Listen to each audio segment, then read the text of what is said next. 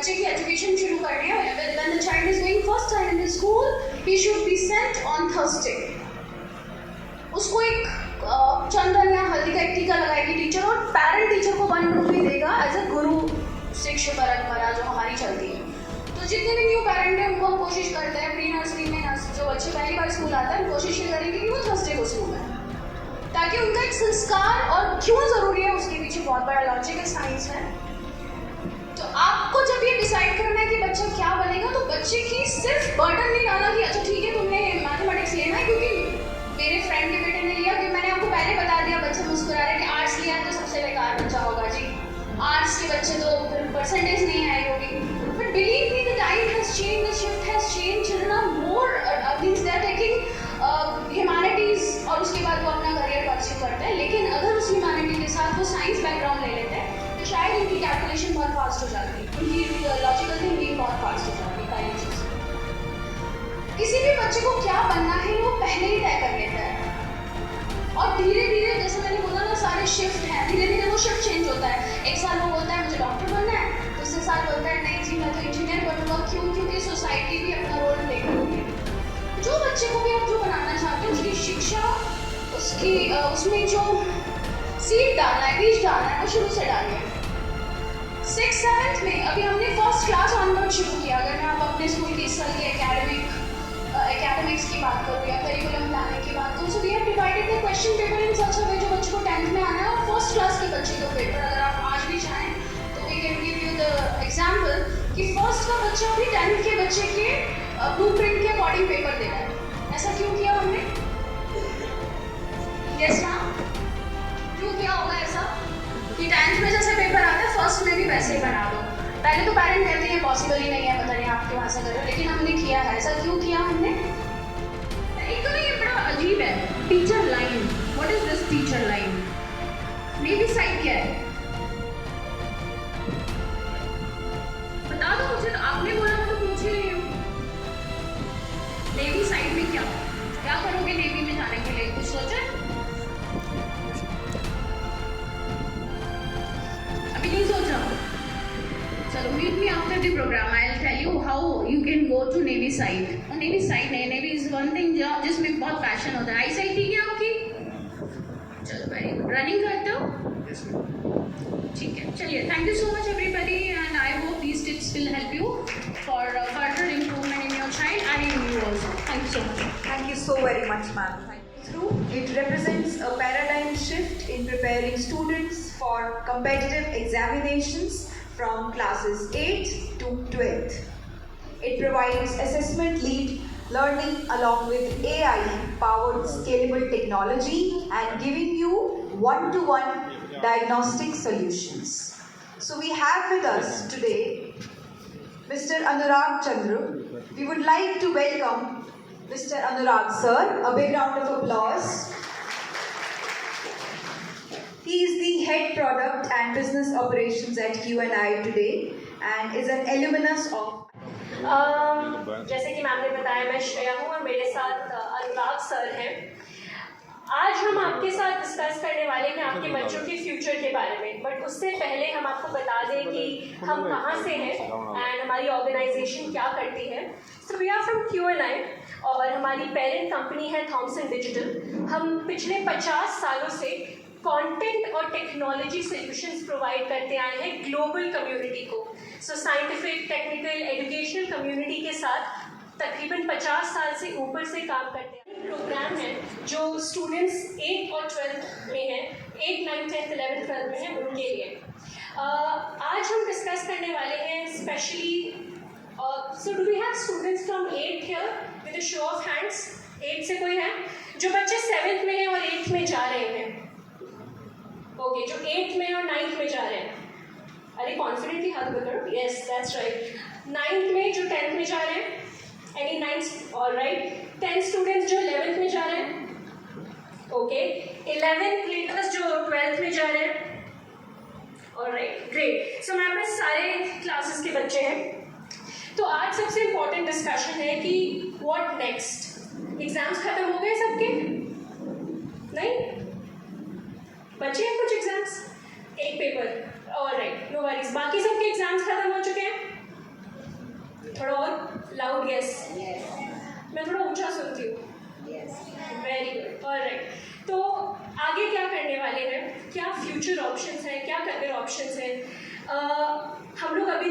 पढ़ते आ रहे हैं उसको कैसे। हम इस बारे में बात करें कि हम क्या करियर चॉइस करेंगे या हम किस स्ट्रीम में जाएंगे, उससे पहले ये जानना ज़रूरी है कि हमारा पास्ट, प्रेजेंट और फ्यूचर, हमारी पास्ट, प्रेजेंट और फ्यूचर की दुनिया किस तरीके से बदली है। क्योंकि हम आगे क्या करेंगे इस चीज़ पर डिपेंड करता है कि हमारी दुनिया किस पेस से आगे बढ़ रही है या पीछे बढ़ रही है। तो इस बारे में बात करूँ मैं कि करियर चॉइसेस क्या करेंगे आप आगे चलिए। मैं श्रेया आपसे एक क्वेश्चन पूछना चाहता हूँ। क्वेश्चन ये है कि आज से 10 साल पहले अगर आपको किसी एक जगह से दूसरी जगह जाना होता था तो आप कैसे जाते थे, और आज की डेट में अगर आपको एक जगह से दूसरी जगह जाना होता है तो आप कैसे जाते हैं? तो अनुराग, अगर मैं 10 साल पहले की बात करूँ तो ऑब्वियसली लोगों से पूछ के कि वो रास्ता कहाँ है, मैं वहाँ कैसे पहुँच सकती हूँ, या दोस्तों से पूछ के, या राह चलते कोई मिल गया तो उससे। बट आज गूगल मैप्स करते हैं। यस। पहले हम शायद एक मार्जिन लेके चलते थे कि भाई मुझे यहाँ से वहाँ जाना है, 1 घंटे का मार्जिन लेके चलो, पता नहीं कहाँ जाम मिलेगा, पता ही नहीं कौन सा रोड ब्लॉक होगा। आज वो प्रॉब्लम होती है। हमें मैथ्स, टेक्नोलॉजी, इन सब के बारे में अच्छी जानकारी अपने लेवल पे रखनी ज़रूरी है। साइंस और मैथ्स सिर्फ नौकरी के लिए ज़रूरी नहीं है, लाइफ में भी बहुत ज़रूरी है।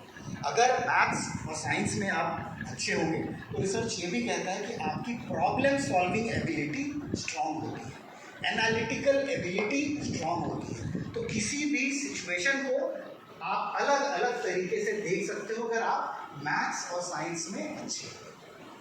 हम आगे उसको करियर में लाए ना लाएं, लेकिन आज की डेट में उन सब्जेक्ट्स में हमें अपने आप को बेसिक लेवल पे स्ट्रांग बनाना ज़रूरी है। ठीक है, अब बात आती है करियर चॉइसेस की, राइट। जब हम करियर चॉइसेस की बात कर रहे हैं और हम ये भी बात कर रहे हैं कि आने वाले समय में हमारे पास मल्टीपल डिसिप्लिन्स के लोग इकट्ठा एक ही काम करेंगे। मतलब जो कोई एनवायरनमेंट के बारे में पढ़ रहा था, फूल पत्तियों के बारे में पढ़ रहा था, आज वो एनवायरनमेंट इंजीनियर भी बन सकता है। एक नई जॉब खुल गई है एनवायरनमेंट के साथ engineering, right. Astrobiologist, astronomy, biology, कभी ऐसा सोचा है कॉम्बिनेशन ऐसा बनेगा? ऐसे भी कॉम्बिनेशन बने। पहले आज से 15 साल पहले, 10 साल पहले हम पहले के 3 प्रोफेशंस को ही जानते थे ना, इंजीनियरिंग, डॉक्टर। इंजीनियर बनोगे, डॉक्टर बनोगे, अगर पढ़ते हो तो इंजीनियरिंग बनोगे, इंजीनियर बनोगे, डॉक्टर बनोगे, टीचर बनोगे, राइट। इसके अलावा एक्स्ट्रा करिकुलर्स होते, स्पोर्ट्स पर्सन बनोगे, फिल्मों में जाओगे, आर्टिस्ट बनोगे, सिंगर बनोगे, वो है। हम चूँकि एकेडमिक्स की बात अभी करें, हम ये 3 प्रोफेशन जानते थे। अब इतने सारे प्रोफेशंस ऐड ऑन हो गए हैं, थोड़े कॉम्प्लिकेटेड लग रहे हैं सुनने में क्योंकि आपने शायद पहली बार सुना हो, लेकिन जॉब्स कम होती दिख रही है कि बढ़ती भी दिख रही है? बढ़ती भी दिख रही है। और ये भी चीज़ दिख रही है कि हमने अलग अलग चीज़ों को कैसे जोड़ना शुरू कर दिया है। बायो इन्फॉर्मेटिक्स, मैं IIT कानपुर में पढ़ाई करी है। जब मैंने IIT करी थी तो मेरे ईयर में जो IIT टॉपर था वो मेरे साथ ही पढ़ा था, IIT कानपुर आया।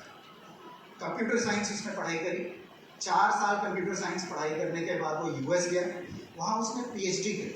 किस चीज़ में PhD करी होगी उसने? यस, कंप्यूटर्स में करी होगी? नहीं, उसने बायोलॉजी में करी। IIT में कंप्यूटर साइंस करने के बाद कहाँ चला गया वो? बायोलॉजी में करी। वापस इंडिया आया, IIT कानपुर में प्रोफेसर है, आप सर्च करना, नितिन गुप्ता नाम है। वो बायो टेक्नोलॉजी का प्रोफेसर है IIT कानपुर में।